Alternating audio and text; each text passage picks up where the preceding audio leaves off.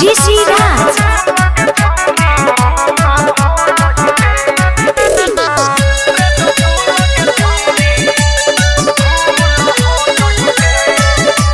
नचत नचत देह करेला सलस, बेरी बेरी लेत बड़ा कोरावा में कस।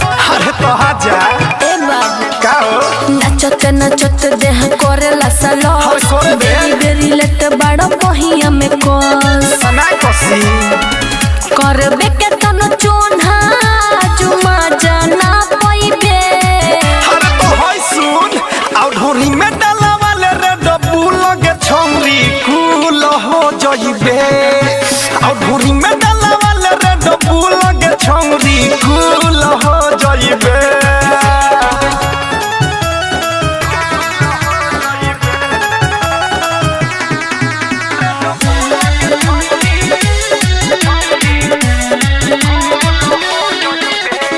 चोली के डोरी खोल दे हम जदी, जब तू बाबू डर हो। ढोरी तोहर लागे करे जा पटन के गोल घर हो।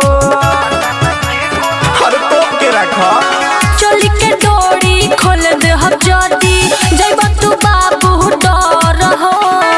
ढोरी तोहर लागे करे जा पटन के गोल घर। अच्छा बॉडी से बॉडी काहे करता अरे करे रत, दे ना। मार दीही झटका कहता नि सच। पइबे नाही छे ना बेना के तनो डोलइबे। अरे तो हमरा सुन ले आउ ढोरी में डाला वाले रे डब्बू लगे छौरी कूल हो जइबे। आउ ढोरी में डाला वाले रे डब्बू लगे छौरी कूल हो जइबे।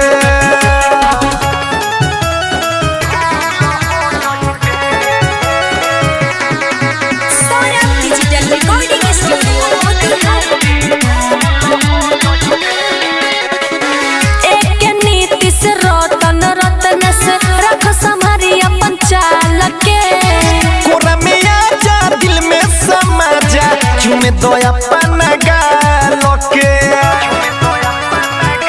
अब हो एक नीति से रतन रतन से रख संभारी अपन चाल के। कोरा में आजा दिल में समा जा चुमे दो अपन गाल के। किसन सुधीर और सुन सौरभ, सुनावा। आज के दिन मजा ले ले बकसो। अब तो बाद में भेटू थोड़े लागे खाना खा के अजई हवे अचइबे। आज वे होई आउ ढोरी में डाला वाले रे डब्बू लगे छौरी कूल हो जइबे। आउ ढोरी में डाला वाले रे डब्बू लगे छौरी कूल हो जइबे। नचत नचत देह करेला सलस, करे दे। बेरी बेरी लेत बड़ा बहिया में कस। सनाई कसी करबे के तनो चोन्हा जुमा जाना पइबे। अरे तो होय सुन आउ ढोरी में डाला वाले रे डब्बू लगे छौरी कूल हो जइबे। आउ ढोरी में डाला वाले रे डब्बू लगे छौरी कूल